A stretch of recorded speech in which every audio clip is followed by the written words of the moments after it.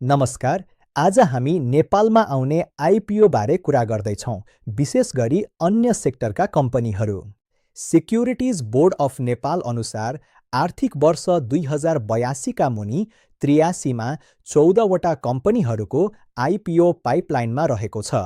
यी कम्पनीहरू स्वास्थ्य, प्रविधि, ऊर्जा र वित्तीय सेवासँग सम्बन्धित छन्, जसले लगानी विविध बनाउन सहयोग गर्छ। अब केही प्रमुख कम्पनीहरू हेरौँ। Dish media network, IME limited, Hams अस्पताल र कैलाश हेलिकप्टर जस्ता कम्पनी आउँदैछन्। यस्तै छायादेवी कम्प्लेक्स, मेडिकेयर अस्पताल, प्रभु हेलिकप्टर र सोलर फार्महरू पनि पाइपलाइनमा छन्। हुलास फिनसर्भ र पशुपति रिन्युएबल सहित कुल 14 कम्पनीहरूले सेयर जारी गर्ने तयारी गरेका छन्।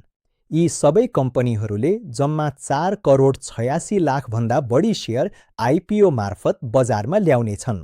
लगानी गर्नु अघि विवरण राम्रोसँग बुझ्नुहोस्। नयाँ अपडेटका लागि हामीलाई फलो गर्नुहोस्। धन्यवाद।